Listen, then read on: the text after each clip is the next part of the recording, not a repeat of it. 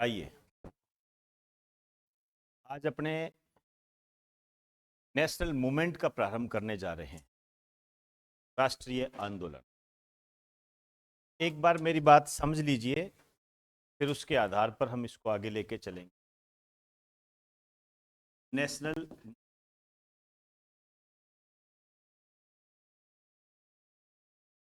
राष्ट्रीय आंदोलन। 2 मिनट मेरी बात सुनिए। पहला दिन है तो हल्का सा इसका बैकग्राउंड आपको पता होना चाहिए, ताकि जब तक ये पूरा होगा तब तक आप इस टॉपिक को भली भांति समझ सकें। और मेन जो आपका पर्पज होना चाहिए, ये होना चाहिए आपके क्वेश्चन। क्वेश्चन आपके जो क्वेश्चन है वो आपका पर्पज होना चाहिए। यदि आसान भाषा में इसको कहूं तो मैं इसके लिए ये कह सकता हूं, भारतीय आजादी की लड़ाई की कहानी।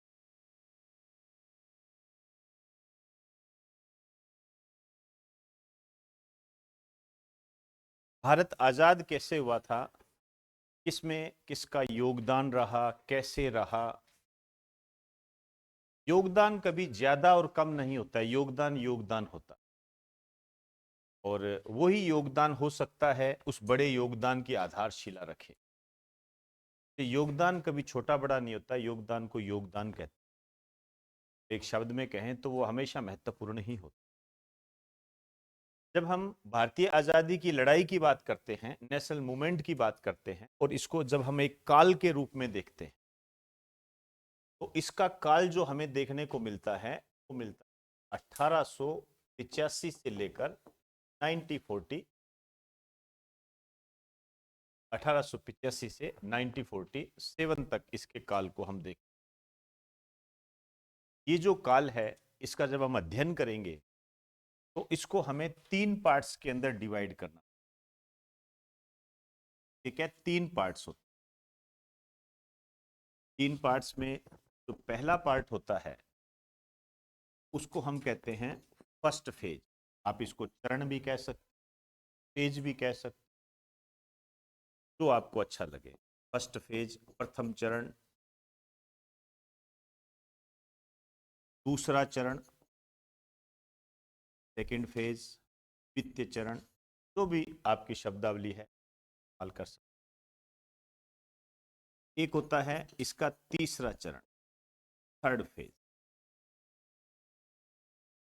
इसके फेज को बराबर कालखंडों में बांटा गया है।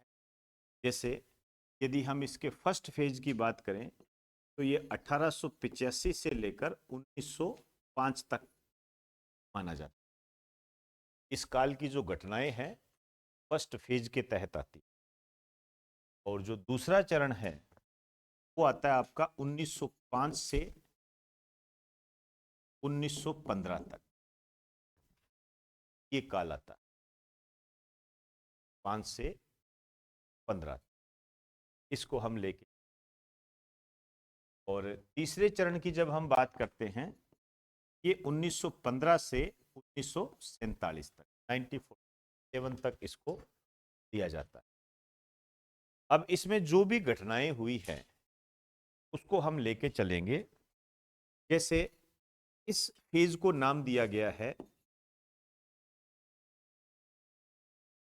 उदारवादी युग। उदारवादी युग के नाम से इसको जानते हैं। एक तरीके से आप कह सकते हो लिबरल। ठीक है ना, जो लिबरल थे उनकी बात होती। मैं बताऊंगा कौन कौन से लिबरल रहे, कैसे रहे, वो सब बातें आएगी। फिलहाल एक बार आप थोड़ा सा रिटर्न कर लीजिए, चीजें क्लियर भी हो जाएगी। ये जो दूसरा चरण है इसको हम कहते हैं उग्रवादी युग, एक्सट्रीम होते। और जो तीसरा चरण है इसे हम कहते हैं गांधी युग, गांधी एरा।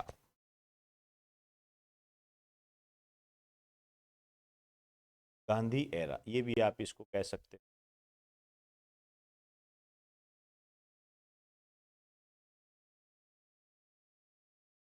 गांधी एरा।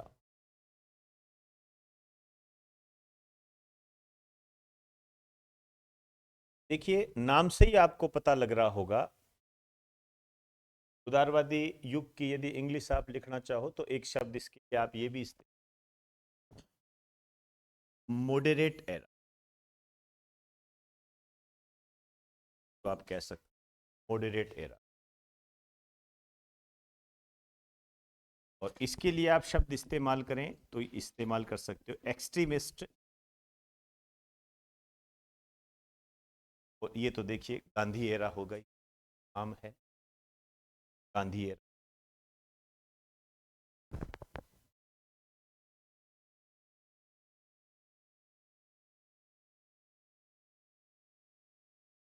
हल्का सा चेंज कर दीजिए ये।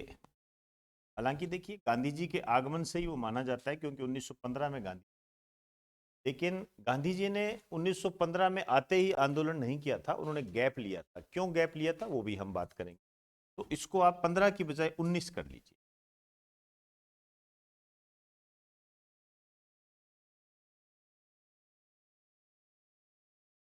आप जानते हो 1919 की जलियांवाला बाग हत्याकांड है। खैर घटनाओं को एक बार छोड़ दीजिए, तो हम बाद में लेके चलेंगे। ऐसे पढ़ते हैं हम इसको, जैसे मैं यदि ब्रीफ में इसको बताऊं तो एक बार सुन लीजिए मेरी बात को। ये जो उदारवादी युग है, ये क्या है, प्रार्थना पत्र और शिष्टमंडल के माध्यम से भारत को आजादी दिलाना चाहते। गोपाल कृष्ण गोखले, मदन मोहन मालवीय, ये इनके प्रमुख नेता थे। दादा भाई नौरोजी एप्लीकेशन देते, शिष्टमंडल शिष्टमंडल उसके माध्यम से ये भारत को आजादी दिलाना चाहते। 5-6 लोगों का ग्रुप बनाते, भेजते, हमें ये अधिकार दे दीजिए, कृपया करके आपकी अति कृपा होगी, आपका आज्ञाकारी। तो ऐसे ये काम करते थे। इसके माध्यम से ये भारतीयों को अधिकार दिलाना चाहते थे, आजादी दिलाना चाहते। आप इसको इस वे में लेके, इनका उद्देश्य ये होता। और ये जो उग्रवादी है, इनका क्या होता था, इनका ये सिस्टम होता था कि ये कहते थे शस्त्रों के माध्यम से भारतीयों को आजादी, हथियारों के माध्यम से। एक तरीके से आसान भाषा में समझ आप कैसे, ब्रिटिश के दिमाग में डर पैदा करके आजादी दिला। अब इनके अपने संगठन बने। जैसे यदि मैं उदारवादी युग की बात करूं तो इस चरण की सबसे महत्वपूर्ण घटना 1885 में कांग्रेस की स्थापना थी। कांग्रेस की स्थापना हुई, होने लगे, लेकिन इसके कई विरोधाभास भी थे, ये हम बात करेंगे। तो विरोध किया, अलग हुए, संबंध में हम आगे पढ़ेंगे। कांग्रेस का पहला विभाजन, दूसरा विभाजन, का विभाजन, है ना, ऐसी घटनाएं होगी। यहां पर यदि उग्रवादी युग की बात करते हैं तो ठीक है, तो आप नॉर्मली जैसे भगत सिंह, राजगुरु, संबंध में आप इंटरेस्टिंग लगेगा। लेकिन जब उग्रवादी युग की बात आती है तो लाल बाल पाल, ये नाम सबसे आगे आता है। लाला लाजपत राय, बाल गंगाधर, ये इसके अंदर कई घटनाएं घटित हुई, कई आतंकवादी घटनाएं। हाँ, आतंकवादी कहना थोड़ा गलत होगा, आजादी की घटना आप उसको कह सकते, एक तरीके से एक्शन कह सकते। तो याद कीजिए, एक काकोरी कांड था, उसका नाम बदलकर काकोरी एक्शन किया गया, है ना। ये कांड शब्द हो गया, थोड़ा नेगेटिव होता है। और ये इन घटनाओं को अंजाम देते थे। जैसे आप के बारे में तो जरूर जानते, काकोरी का नाम बदल काकोरी, आगे चलकर हम ऐसी घटनाओं को देते थे। हिंदुस्तान रिपब्लिकन एसोसिएशन, इसके अंदर और भी कई संस्थाएं थी। लाला हरदयाल के नेतृत्व में भी गदर पार्टी का गठन हुआ, वो हम पढ़ेंगे उसके आगे। इन चरण के बाद में जो तीसरा युग आता है वो आता है गांधी युग। ये अहिंसावादी थे और अहिंसा के पथ पर चलते हुए ये भारत को आजादी दिला। ये 1915 में दक्षिण अफ्रीका से भारत आए थे। इस कारण से जानते हो कि 9 जनवरी को प्रवासी भारतीय दिवस, कई बार क्वेश्चन आता है कि प्रवासी भारतीय कब मनाए, 2 जनवरी। आके इन्होंने अपने तरीके से प्रयास किया। अब आप इसको इस वे से समझना है कि जब ये काल था तो इनका प्रभाव ज्यादा था, ठीक है। जब ये काल है तो इसमें इनका प्रभाव था, इनका प्रभाव था। इसका मतलब ये नहीं है कि ये खत्म हो गए थे, इनका भी था, लेकिन इनका प्रभाव थोड़ा कम हो गया, है ना। अब आप इस रूप में इसको समझ लीजिए कि भारत जब आजाद हुआ था उसके बाद से लगातार कांग्रेस पार्टी का प्रभाव रहा, वर्तमान में बीजेपी का प्रभाव है। तो ये प्रभाव की बात है, इसका मतलब ये नहीं है कि कांग्रेस पार्टी चली। इसको इस वे से लेके चल, जब गांधी युग था तो इसका मतलब ये नहीं था कि गांधी जी के ही विचार चल रहे थे, लेकिन यहां पर यह बात है कि गांधी जी के विचार प्रोमिनेंट थे, इनके विचारों को ज्यादा माना जाता। विचार तो बाल गंगाधर तिलक के भी यही, विचार तो विपिन चंद्र पाल, लाला लाजपत राय, इनके भी यही थे। वो गांधी के काल में भी आपको मिल जाएंगे, लेकिन वो प्रोमिनेंट, गांधी जी ज्यादा प्रोमिनेंट, अपने तरीके थे इनके, अपने विचार थे। इन सबके विचारों से, चाहे वो उदारवादी विचार हो, चाहे वो उग्रवादी विचार हो, चाहे वो गांधी विचार हो, इन सभी के विचारों से भारत को आजादी मिली। आपने देखा होगा कई व्हाट्सएप कैंप चलते रहते हैं जिसमें होता है कि इन्होंने आजादी दिलाई, इन्होंने आजादी दिलाई, ऐसे चलते रहते हैं। वो होता क्या है कि जो अपने को खुद का, हम जिसको आइडियल मानते हैं, हम सारा श्रेय उसी को देते हैं, जबकि ये गलत होता है, ये सही नहीं होता। आज हमारे यहाँ संस्थान से यदि किसी का सिलेक्शन होता है तो इसका ऐसा नहीं है कि हमारे वो सिर्फ जीके का ही रोल होता है, मैथ के जो विद्वान होते हैं उनका भी रोल होता है, रीजनिंग के जो विद्वान होते हैं, इंग्लिश के जो विद्वान होते हैं, हिंदी के विद्वान, उनका भी उतना ही रोल होता है, लेकिन उन सबको मिलाकर वो एक कामयाबी प्राप्त करता है। तो हम ये नहीं कह सकते कि हमारा ही है, ये पूर्ण रूप से गलत होता है, ये कभी होता नहीं है। उसी तरीके से ये चीजें हैं, हम ये कह दें कि गांधी जी ने आजादी दिलाई तो ये पूर्ण रूप से गलत होगा, हम ये कह दें कि भगत सिंह ने आजादी दिलाई तो ये भी पूर्ण रूप से गलत होगा। आप मेरी बात को समझ सकते हो कि इन सब के मिश्रण से आजादी मिली। हाँ, जब हम कोई कदम उठाते हैं तो वो कई बार गलत भी हो जाता है, कई बार सही भी हो जाता है। ये तो देखो, हम कदम उठाने से पहले ये नहीं सोचते कि ये सही होगा गलत होगा, आप तैयारी कर रहे हो, कोई जरूरी थोड़ी है आप सिलेक्ट हो, लेकिन क्या इस मंशा से आप तैयारी करना बंद कर दोगे कि यार पता नहीं यार हो ना हो? इसका मतलब तो यदि आपने ये सोच लिया कि यार कंपटीशन इतना बड़ा है, क्या पता ना हो, इसका मतलब तो हथियार डाल दिए और फिर आप अधर झूल में नहीं हो, फिर आपने ये एक रास्ता पकड़ लिया कि नहीं होगा, फिर तो चीजें क्लियर हो गई। ये ऐसे होता है। अब इस पर क्वेश्चंस कैसे बनते हैं, ये पहली क्लास का सबसे मेन पॉइंट होता है। जिस स्टूडेंट ने जिस सब्जेक्ट के संबंध में, चाहे वो कोई भी सब्जेक्ट हो, चाहे मैथ हो, चाहे रीजनिंग, कुछ भी सब्जेक्ट हो, आपके सिलेबस में जो चीजें हैं उसने ये जान लिया ना कि इस टॉपिक में से ऐसे क्वेश्चन बनते हैं, वो अपनी कामयाबी कभी नहीं रोक सकता, कि तय होती है। हमारी सबसे बड़ी समस्या, हमारी मतलब स्टूडेंट की सबसे बड़ी समस्या ये होती है कि इसके अंदर से पढ़ूं क्या। हमेशा ध्यान रखना, आपके सामने कोई भी टॉपिक आता है, कोई भी सिलेबस आता है, कोई भी सब्जेक्ट आता है, जब तक आपको ये नहीं पता कि इसके अंदर मेरे टाइप की चीजें क्या है, तब तक आप उसको कितना ही पढ़ लीजिए व्यर्थ है। विज्ञान इतना बड़ा होता है, विज्ञान में तो लोग नीट क्लियर करते हैं, विज्ञान में तो लोग एमएससी करते हैं, पीएचडी भी करते हैं, लेकिन आपको जब तक ये नहीं पता कि जनरल साइंस में क्या आएगा, तब तक आप उसका क्वेश्चन सोल्व नहीं कर। सभी के एंगल अलग अलग है, सभी की थीम अलग है। तभी तो देखो मैंने कई बार आपको रिप्रेजेंट किया है कि साइंस का स्टूडेंट साइंस के क्वेश्चन ज्यादा गलत करता है, आपके सामने करता है। मैं वैसे नहीं कहता, मेरा उद्देश्य उसका अपमान करना नहीं होता, मेरा उद्देश्य होता है ताकि आप में एक सामंजस्य बना रहे। आर्ट वाला स्टूडेंट डरे मत, यही काम आर्ट वाला करता है। तो इस क्वेश्चन को कैसे बनेंगे इसको ध्यान से समझ।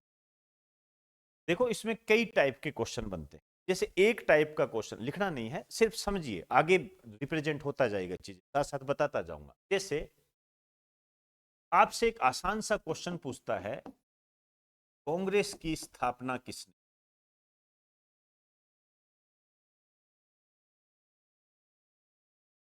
ये एक फैक्ट टाइप का क्वेश्चन होता है, मतलब फैक्ट्स पूछ, जैसे अभी दिल्ली पुलिस में एक बच्चा मुझे क्वेश्चन बता रहा था 2023, उसमें ये क्वेश्चन आया कि फॉरवर्ड ब्लॉक की स्थापना किसने की? ये नेशनल मूवमेंट का है, दिल्ली पुलिस के अंदर आया है, सुभाष चंद्र बोस। बच्चे क्वेश्चन दे के रहे हैं, पेपर दे के जानते हैं फॉरवर्ड ब्लॉक की स्थापना की। अब ये फैक्ट है, ये इसके अंदर से आया है, समझ में? ऐसे धीरे धीरे आगे चलेंगे हम, तो चलते जाएंगे। एक फैक्ट वाले क्वेश्चन हो, ये आपको डायरेक्ट याद होने चाहिए। ठीक, फिर इसके अंदर थोड़े से उन घटनाओं को जोड़कर पूछ लिया जाता है। जैसे अभी एक क्वेश्चन आया था, पता नहीं मुझे ध्यान नहीं आ रहा वो पेपर कौन सा है, आपको याद हो तो मुझे बताना। अभी एक क्वेश्चन आया था कि गांधी जी ने लंगोटी कब धारण की थी, ऐसा एक सुमेलित करने वाला क्वेश्चन था। अब यूपी पीसीएस का था मेरे हिसाब से, है ना, वो सुमेलित करने वाला था, ये बताया भी था आपको। अब उसमें से यदि आप सही तरीके से देखोगे, यही क्वेश्चन जो आप यूपी पीसीएस की बात कर रहे हो, ये सुमेलित करने वाला था, सुमेलित वाला क्वेश्चन। लेकिन यदि आप पिछले पेपर देखोगे जो कि मैंने देखे हुए हैं, सीडीएस में ये क्वेश्चन आया हुआ है डायरेक्ट, गांधी जी ने लंगोटी कब धारण, और उन्हीं को पढ़कर मैंने नोट्स में डाला, और वो फिर यही तो होता है, और क्या होता है, पढ़ना और पढ़ाना। जो चीजें नई मर्ज होती है उसको ऐड करो। ये क्वेश्चन 2-3 बार आया हुआ है, ऐसी बात नहीं है। तो मैंने आपको एक मैसेज भी किया था, मैं लिख रहे थे कि भाई अरे यार ऐसे पता नहीं कहाँ से आ गया, कहाँ से आ गया, इसका मतलब आपने उस चीज का एनालाइज नहीं, कहाँ से कैसे आ गया, आपने पेपर नहीं पढ़े, कारण से आपको इसकी जानकारी नहीं है, और आपने ये कह दिया कि ये काम ये है। तो ये इस टाइप के भी क्वेश्चन, सीधे टाइप के क्वेश्चन, लंगोटी कब धारण की आ गया, असहयोग आंदोलन की शुरुआत में निम्न में से किस नेता की मृत्यु, क्वेश्चन आपको बाल गंगाधर तिलक को किस मुसलमान ने कंधा दिया था, ये आया हुआ है। बाल गंगाधर तिलक की अर्थी को कंधा देने वाला मुसलमान कौन, मैं वो इन तरीकों से जोड़कर बता रहा हूं आपको, है ना, ये आपको ध्यान रखनी है। बीच बीच में आपको लगेगा ये क्वेश्चन नहीं बन सकता, लेकिन बन जाता है। अब जो इसका दूसरा पैटर्न होता है वो इसी टाइप का जो यूपीपीसीएस के अंदर आया था, जैसे आपको घटनाएं दे देगा, जैसे फॉर एग्जांपल गांधी जी ने लंगोटी कब धारण की, ठीक है, फिर दे देगा फॉरवर्ड ब्लॉक की स्थापना, मिक्स कर देगा इन फैक्ट को। तीसरा दे देगा भगत सिंह को फांसी, चौथा दे देगा अगस्त प्रस्ताव, और यहां सन डाल देगा। अब क्या कहेगा, कौन सा कथन गलत है, कौन सा सही है, या सुमेलित करो। ये इस टाइप का होता है, या तो कह देगा कौन सा गलत है, सुमेलित गलत कौन सा है, या कह देगा वो मिलान करो। तीसरा जो होता है इसके अंदर, जैसे एक क्वेश्चन मैं बताऊं, क्वेश्चन ही बता देता हूं, गांधी इरविन समझौता,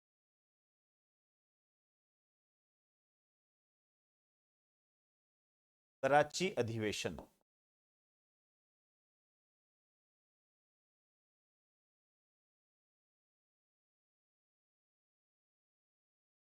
भगत सिंह को फांसी,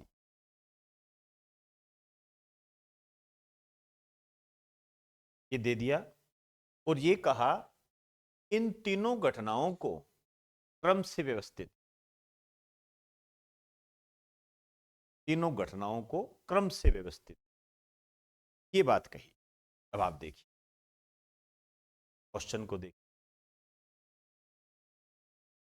तीनों घटनाओं को क्रम से व्यवस्थित करो।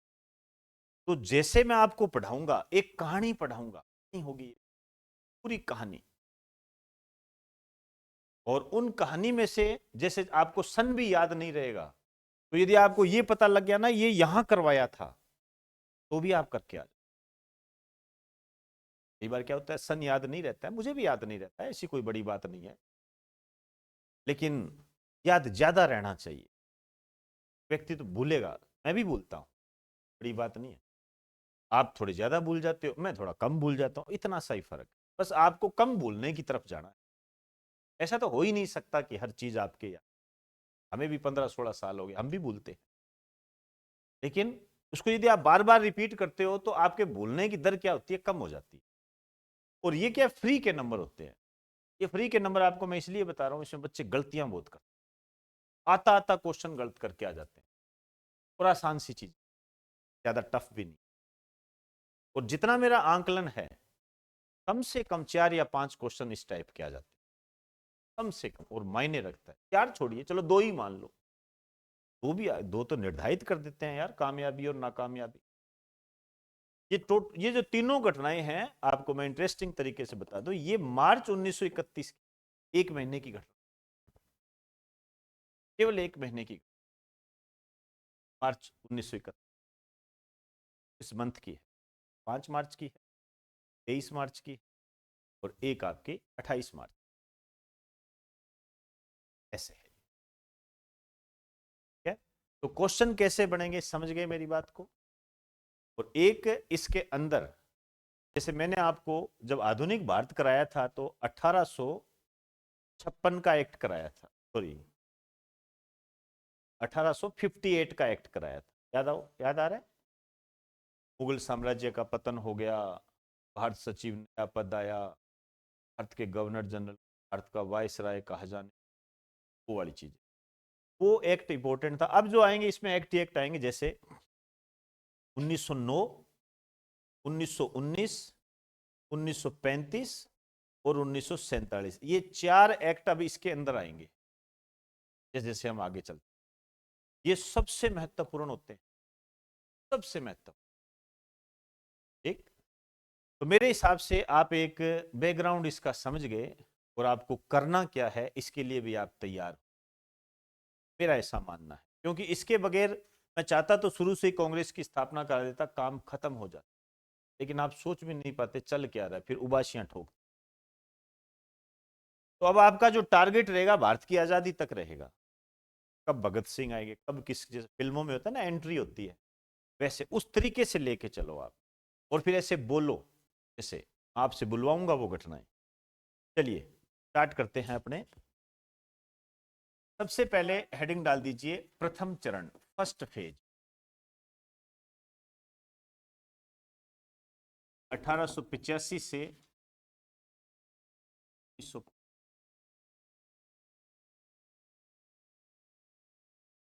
1885 से 1905।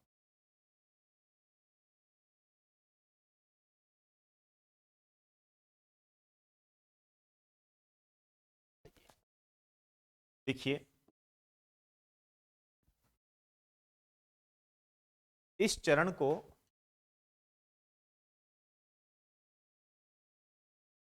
उदारवादी युग के नाम से भी जानते, मॉडरेट एरा, उदारवादी युग के नाम से जानते।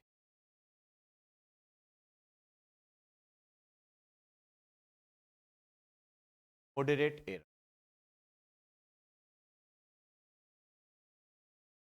ठीक। चलिए, इस चरण की सबसे महत्वपूर्ण घटना, इस चरण की सबसे महत्वपूर्ण घटना कांग्रेस की स्थापना थी।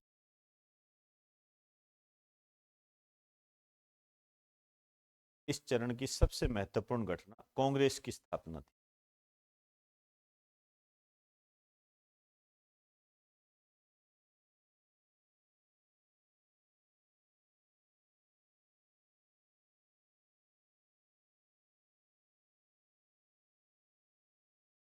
अब हम स्टार्ट करने जा रहे हैं कांग्रेस।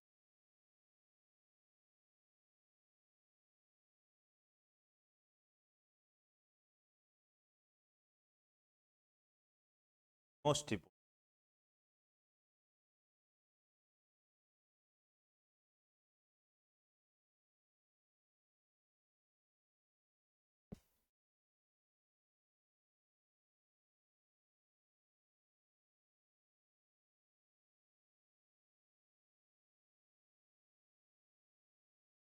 ध्यान रखना, मोस्ट एक एक लाइन इंपॉर्टेंट है, बेफिक्र होकर एक एक लाइन इंपॉर्टेंट। आइए आइए सबसे पहले हम बात करते हैं इसकी स्थापना। इसकी स्थापना हुई 28 दिसंबर 1885।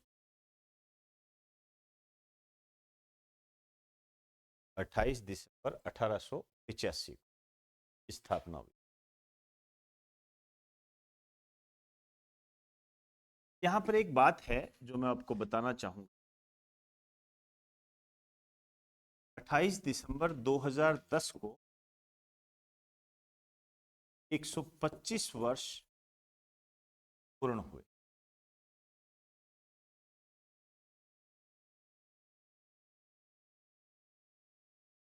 मेरा उद्देश्य आपको ये 125 वर्ष पूरे हुए ये बताना नहीं है, ये क्वेश्चन आएगा भी नहीं।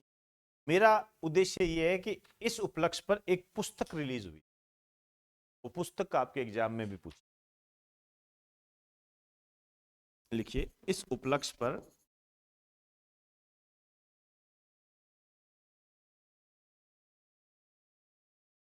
प्रकाशित पुस्तक।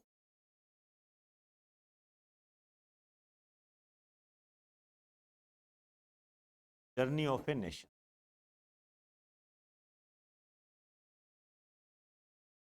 Journey of a nation.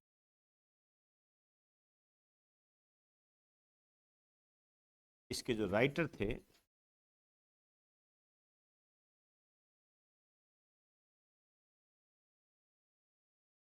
Anand Sharma.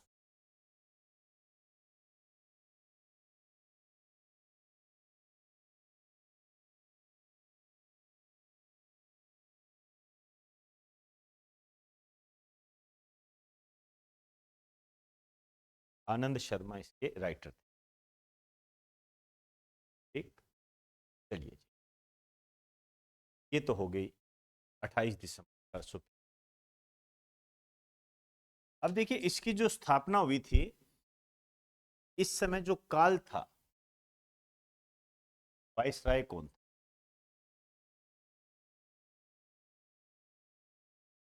Lord Dufferin. मतलब लॉर्ड डफरिन के काल में कांग्रेस की स्थापना हुई। और ये जो कांग्रेस की स्थापना हुई थी, ये हुई थी, आएगा कोई? एओ ह्यूम, बहुत बढ़िया, एओ हयूम के द्वारा।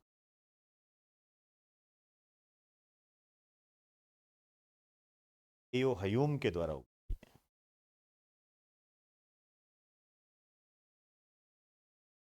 चलिए आगे बढ़ने से पहले हम इस एओ हयूम के बारे में बात करते हैं। एओ हयूम,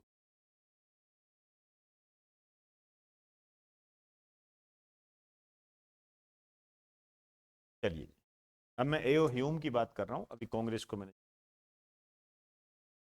देखिए इसका जो निक नेम है, इसे कहा जाता है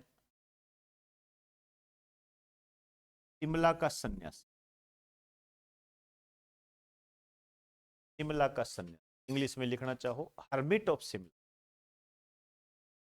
हर्मिट को सन्यासी बोलते, हर्मिट ऑफ शिमला।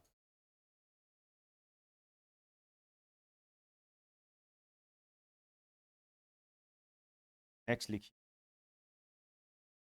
कांग्रेस का पिता, फादर ऑफ कांग्रेस।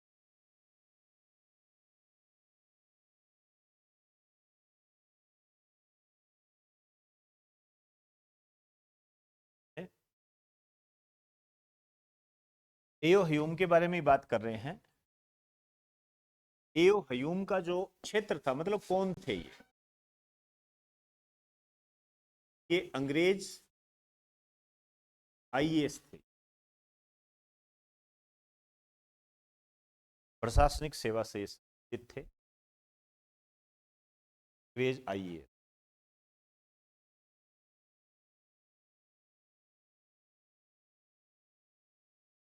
ऑर्निथोलॉजिस्ट।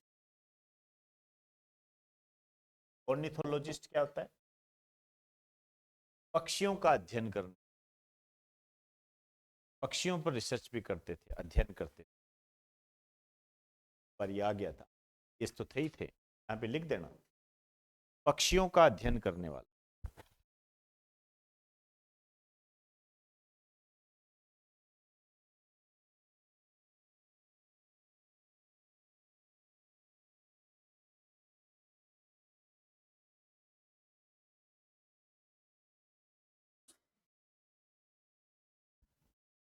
पक्षियों का अध्ययन करने वाला, ठीक। ये कांग्रेस के प्रथम महासचिव ये भी थे, first general secretary of Congress के प्रथम महासचिव भी थे ये।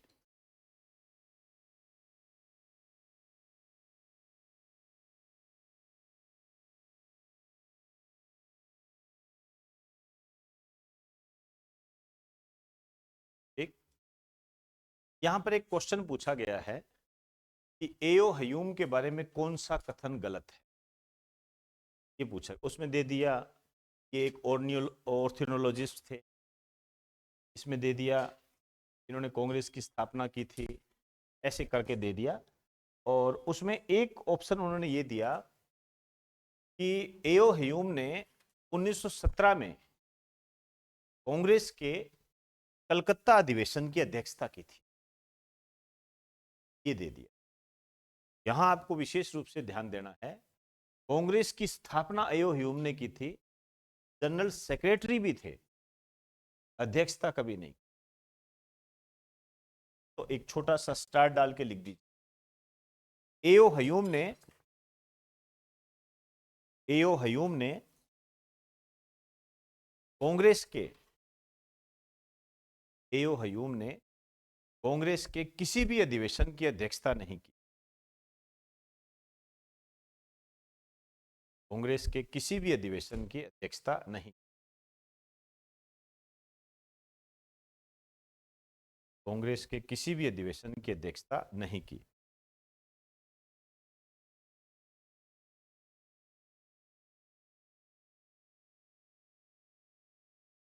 चले, एक लास्ट लिख दीजिए यहां, एओ हयूम की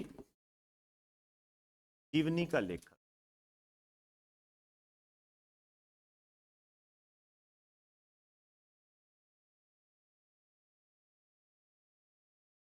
सर विलियम बेटनबर्ग।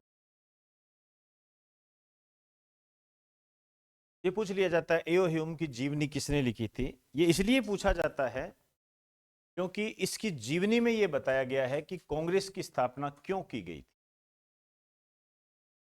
के पीछे का बहुत बड़ा राज होता है, समय रहते हुए आपको चल जाएगा इसका पता कि जो ब्रिटिश था, अंग्रेज था, इसने कांग्रेस की स्थापना क्यों की थी।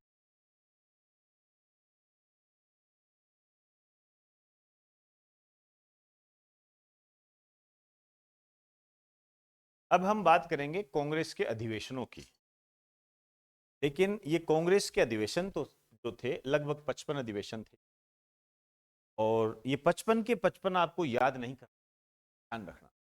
जैसे जैसे कहानी चलती जाएगी वैसे वैसे हम इसको लेके चले, लेकिन जब आप पेपर देखते हो तो कई क्वेश्चन जैसे आए हुए हैं, पहले अधिवेशन पे आए हुए हैं, कम से कम पहले के 6 अधिवेशन आपको पता होने चाहिए, उनकी मुख्य बात। और तो देखो साथ साथ चलता रहेगा, कम से कम 6 या 5 इतने तो पता होने चाहिए। कौन अध्यक्ष थे, कब हुए, विशेष क्या बात थी, और डिटेल में, चलते चलते नहीं, डिटेल में पता होनी चाहिए। क्योंकि आपका एक क्वेश्चन है, उसी से आपको चेता देता हूं मैं कि मैं क्यों कह रहा हूं। क्वेश्चन यहां तक बना हुआ है कि कांग्रेस के पहले अधिवेशन में कितने प्रतिनिधियों ने भाग लिया, आया भाई। तो अंदाजा लगा लीजिए कि हमें किस जगह तक, किस गहराई तक जाना है।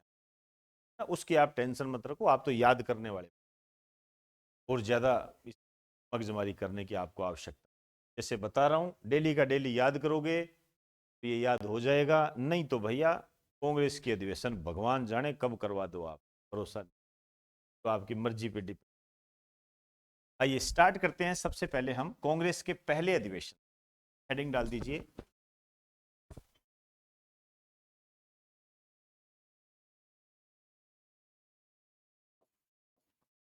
देखिए कांग्रेस का पहला अधिवेशन, नए पैराग्राफ से लिखना है।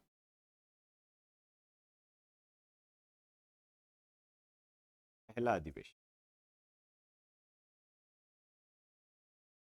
कांग्रेस का पहला अधिवेशन। आयोजन 28 दिसंबर 1881, मतलब पहले अधिवेशन में ही इसकी स्थापना की गई थी। स्थान था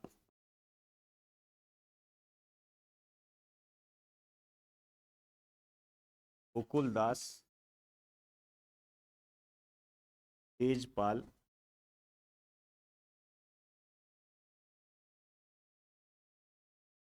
संस्कृत महाविद्यालय, गोकुलदास तेजपाल संस्कृत महाविद्यालय, बंबई, यहां हुई थी। गोकुलदास तेजपाल, ध्यान रखना।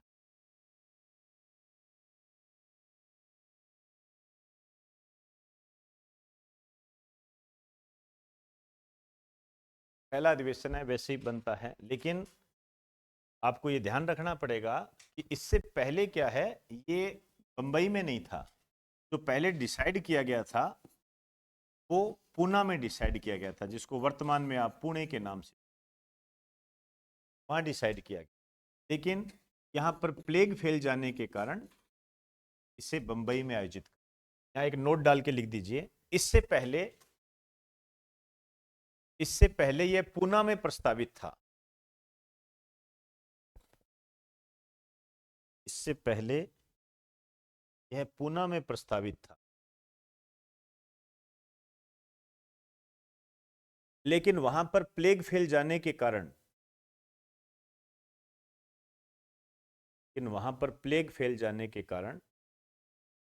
इसे बंबई में आयोजित करना पड़ा।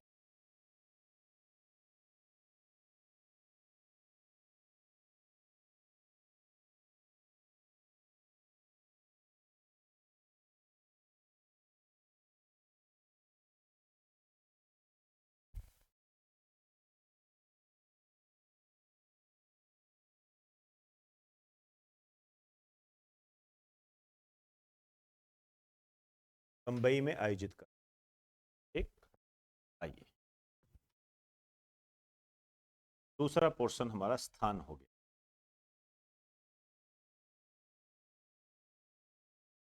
नेक्स्ट लिखिए अध्यक्ष। अध्यक्ष थे व्योमेश चंद्र बनर्जी।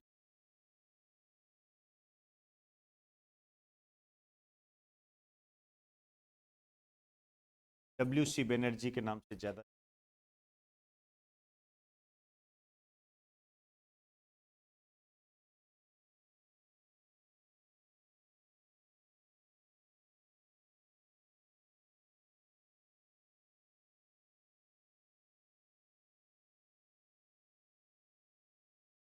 चले, अब इसमें विशेष क्या बात रही, खास क्या था? पहला लिखिए,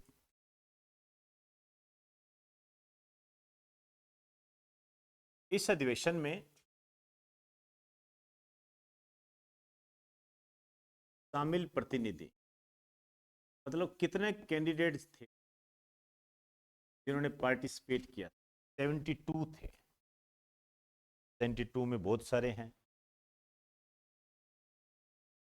व्योमेश चंद्र बनर्जी सही थे, लेकिन यहां पर इस 72 में आपने कुछ बातें ऐसे ध्यान रखनी, जैसे लॉर्ड डफरिन,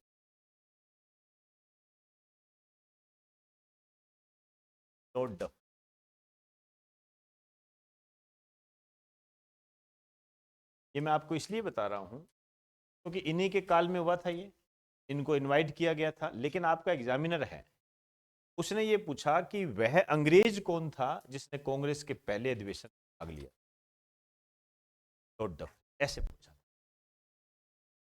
आगे लिख दीजिए, कांग्रेस के अधिवेशन में भाग लेने वाला अंग्रेज, क्योंकि हमें उस क्वेश्चन के आधार पर ही बात करनी है।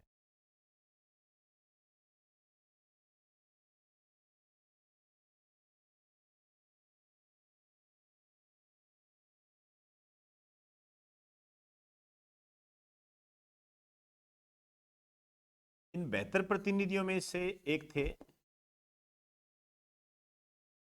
दादा भाई नौरोजी। आगे चलकर ये कांग्रेस के दूसरे अधिवेशन की अध्यक्षता करेंगे।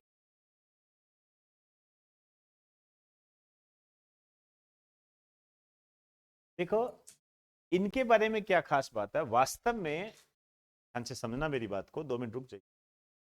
वास्तव में क्या था, ये जो कांग्रेस है, ये नाम इन्होंने ही दिया था। आपको यदि कांग्रेस नाम किसने, इन्होंने दिया था। हुआ क्या था, ये जो संघ है, ये जो बनाने जा रहे थे, इस संघ का नाम था भारतीय राष्ट्रीय संघ, इंडियन नेशनल यूनियन, ये नाम था इसका। अब इनके सुझाव पर ही इसका नाम बदलकर कांग्रेस किया, इस कारण से ये थोड़ा महत्वपूर्ण बन।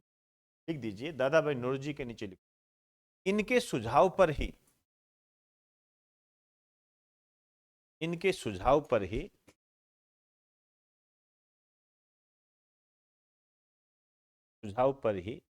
भारतीय राष्ट्रीय संघ का नाम बदलकर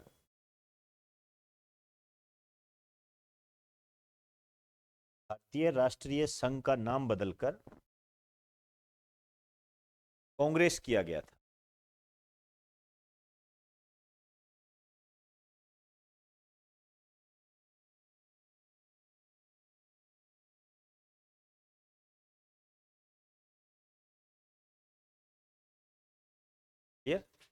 ये कुछ मुख्य लोग थे।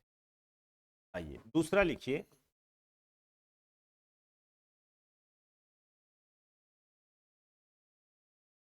अब देखिए, एक क्वेश्चन ऐसे बना हुआ है कि वह कांग्रेसी कौन था जिसने कांग्रेस के पहले अधिवेशन में भाग नहीं लिया। सुरेंद्रनाथ बनर्जी। ये क्या है, इसी दौरान क्या है, एक संगठन था, 2 मिनट रुक जाना, उसका नाम था इंडियन एसोसिएशन, है ना। आगे चलकर मैं इसकी बात करूंगा, इंडियन एसोसिएशन। इसका जो दूसरा कॉन्फ्रेंस था, उसकी अध्यक्षता कर रहे थे ये इस समय, जब ये अधिवेशन हो रहा, इस कारण से वो इसमें शामिल नहीं हो। अब अभी मैंने आपको कहा कि आपको क्वेश्चंस की प्रकृति को समझना पड़ेगा। अब ये क्वेश्चन आया हुआ है, और यहां तक क्वेश्चन आया हुआ है कि क्यों नहीं भाग लिया। इसलिए जो भी आपको पढ़ाया जा रहा है उस अच्छे तरीके से, ये नहीं कि उसको चलते में कर। दूसरे में लिखो, देखिए इस अधिवेशन में सुरेंद्रनाथ बनर्जी ने भाग नहीं लिया।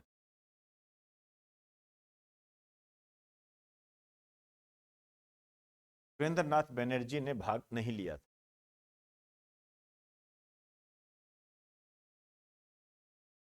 देखिए कारण, कारण क्योंकि क्योंकि ये इस समय क्योंकि ये इस समय इंडियन एसोसिएशन के क्योंकि ये इस समय इंडियन एसोसिएशन के दूसरे कॉन्फ्रेंस की इंडियन एसोसिएशन के दूसरे कॉन्फ्रेंस की अध्यक्षता कर रहे थे।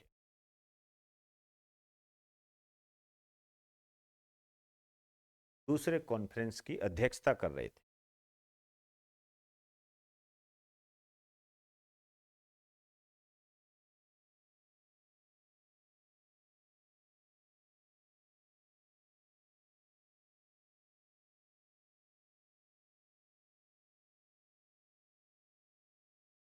चले आइए,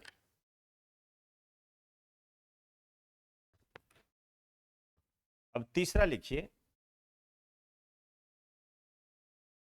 देखिए, इस अधिवेशन में कांग्रेस ने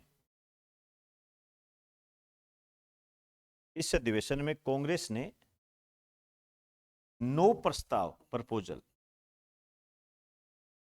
कांग्रेस ने नो प्रस्ताव ब्रिटिश सरकार के सामने रखे। नो प्रस्ताव ब्रिटिश सरकार के सामने रखे।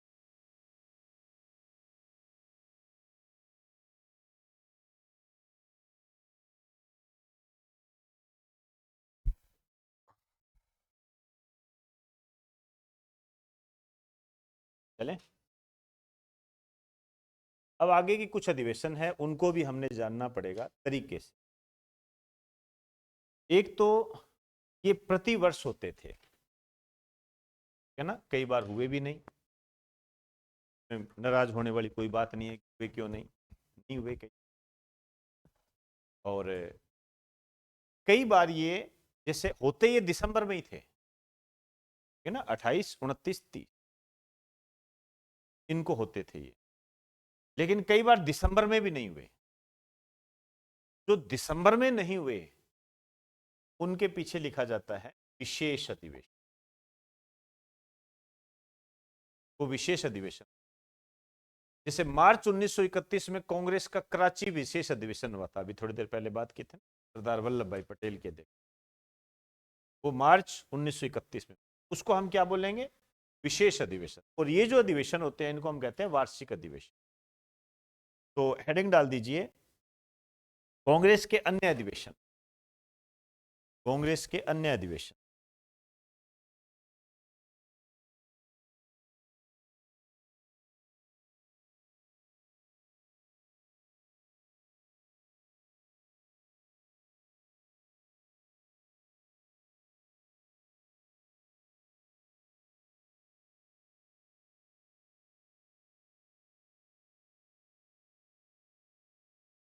अब ये कॉलम तो आप ऐसे है, जैसे इसमें तो नाम वगैरह वैसे आएंगे, इसलिए ज्यादा दिक्कत नहीं आई।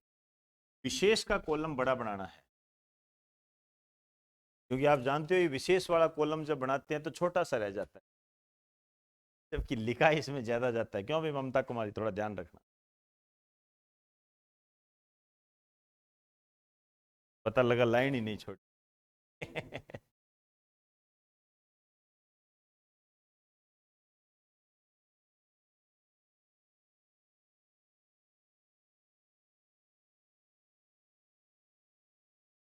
जितने होते हैं उतने करते हैं एक बार, बाकी कल कर लेंगे। आइए, सबसे पहले लिखिए दूसरा अधिवेशन। अब देखो पर ईयर होते थे। पहला अधिवेशन 28 दिसंबर 1885 को हुआ, तो ये कब होगा, 28 दिसंबर 1886। स्थान था कलकत्ता। अध्यक्ष थे दादा भाई नौरोजी। देश में इनके बारे में आपको लिखना है, कांग्रेस के प्रथम पारसी अध्यक्ष।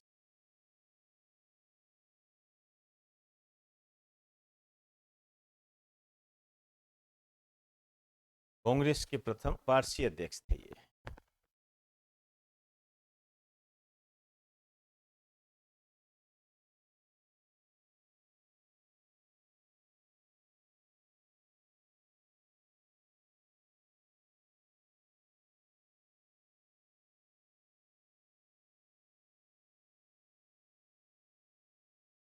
चले आइए, दूसरा लिखिए। इस अधिवेशन में लॉर्ड डफरिन ने गार्डियन पार्टी दी थी।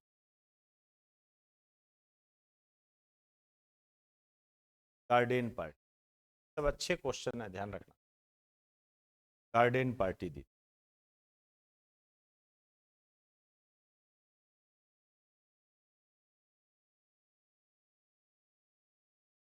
आगे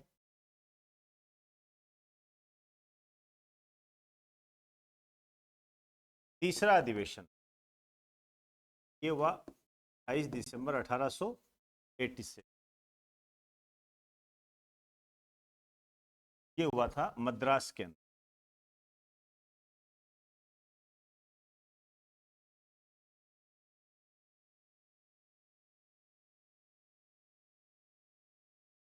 बदरुद्दीन जी तैयब।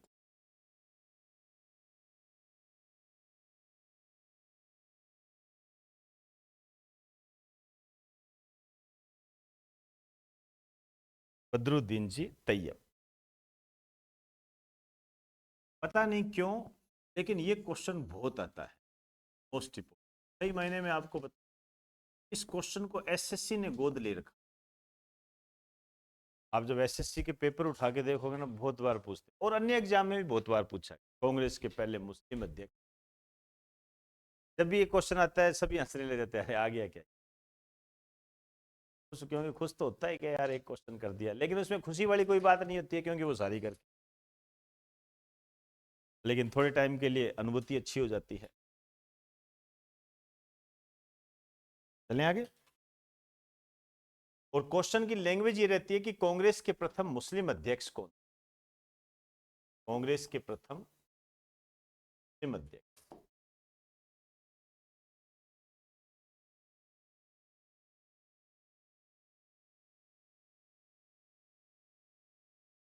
मुस्लिम अध्यक्ष।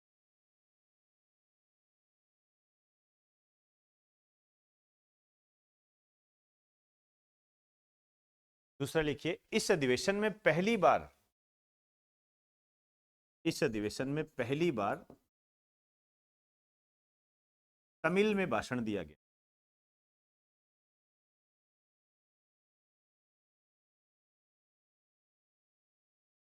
पहली बार तमिल में भाषण दिया।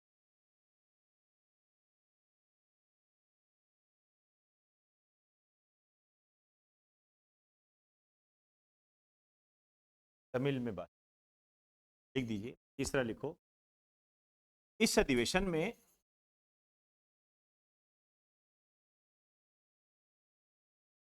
कांग्रेसी बनो,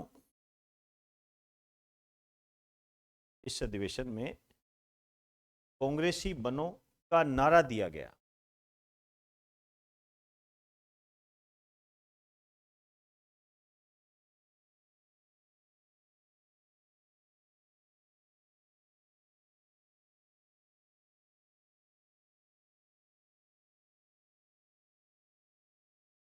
चले आइए, अब ऐसे ही आगे चलना है अपनों ने। टेबल यही चल रही है, यहां पर तीसरा नंबर डाल दीजिए। आप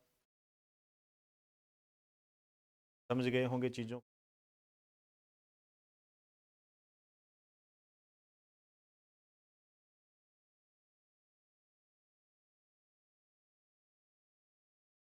चौथा, चौथा अधिवेशन कब होगा ये। आयोजन के नीचे क्या लिखोगे, 1888। आगे स्थान है, स्थान के नीचे लिखिए इलाहाबाद। जानते हो इसका वर्तमान नाम प्रयागराज है, लेकिन यहां इलाहाबाद ही लिखोगे। हमने मुंबई की जगह बंबई लिखा है। ऑप्शन में भी यही आते हैं। जब नेशनल मूवमेंट का कोई क्वेश्चन आता है तो उस टाइम जो नाम था वही ऑप्शन में आता है। इसके अध्यक्ष थे जॉर्ज यू। नाम से पता लग रहा होगा अपने आसपास का नहीं है। ये थे कांग्रेस के प्रथम तेज अध्यक्ष।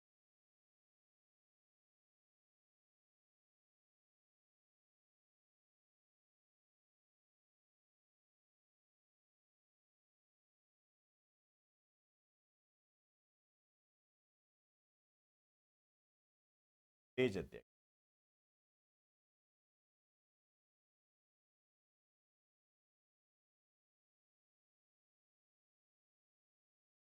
देखिए, कांग्रेस का पहला अधिवेशन,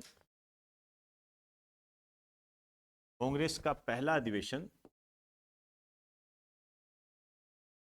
में लाला लाजपत राय ने भाग लिया। लाला लाजपत राय ने भाग लिया।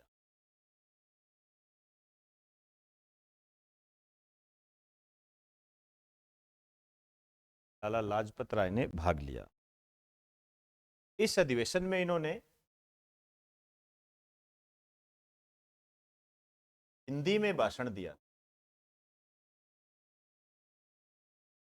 इस अधिवेशन में इन्होंने हिंदी में भाषण दिया।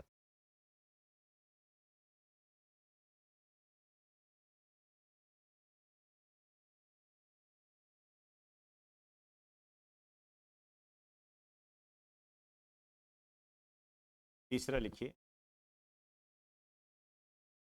इस अधिवेशन में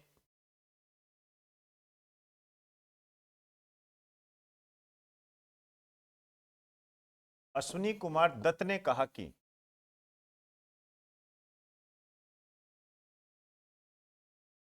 कोमा में लिखना, कांग्रेस का अधिवेशन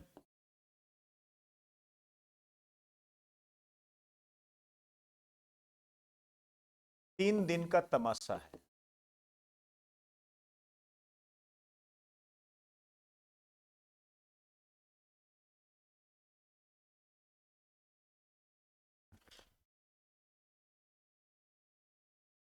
कांग्रेस का अधिवेशन 3 दिन का तमाशा है।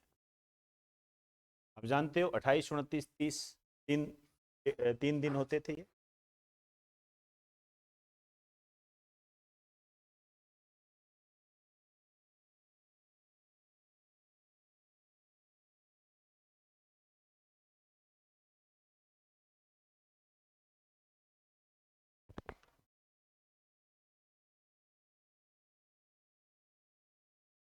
ये 5वां अधिवेशन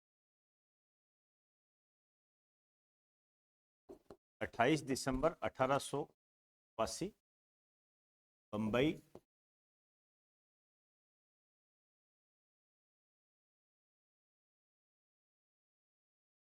सर विलियम बेटनबर्ग। ये वही है जिन्होंने एओ ह्यूम की जीवनी लिखी थी, सर विलियम बेटनबर्ग।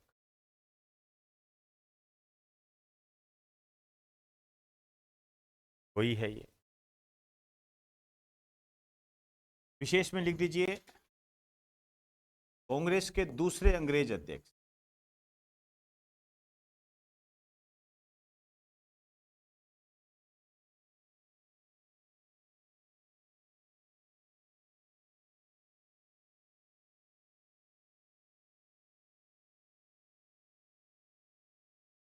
कांग्रेस के दूसरे अंग्रेज अध्यक्ष।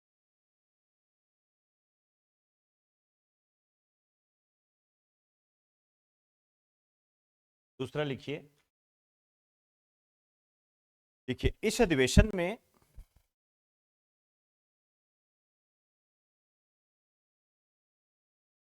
इक्कीस वर्षीय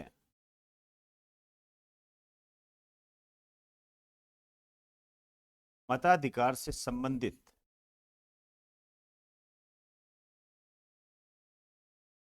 21 वर्षीय मताधिकार से संबंधित प्रस्ताव पारित किया गया था।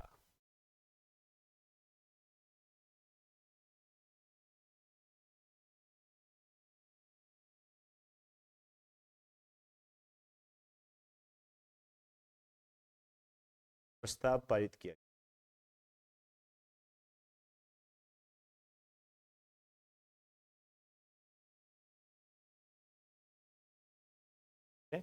आइए 5वां लिखिए,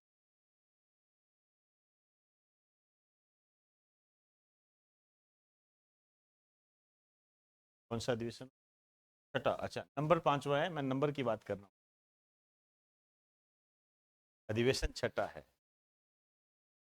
ये देखो 5वां नंबर ऐसे ही।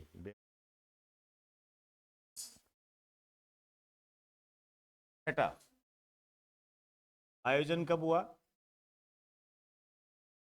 22 दिसंबर 1800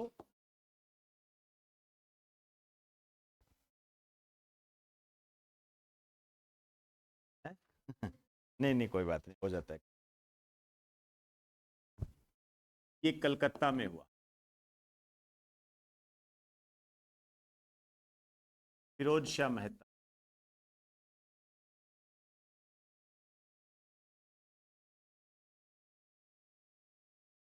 ये अधिवेशन इतना इंपॉर्टेंट नहीं है जिसमें इसका विशेष ज्यादा इंपॉर्टेंट। लिख दीजिए इस अधिवेशन में, इसमें लिख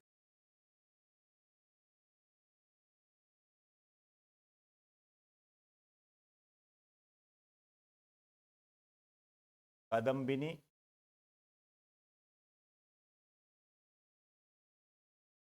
गांगुली ने भाग लिया।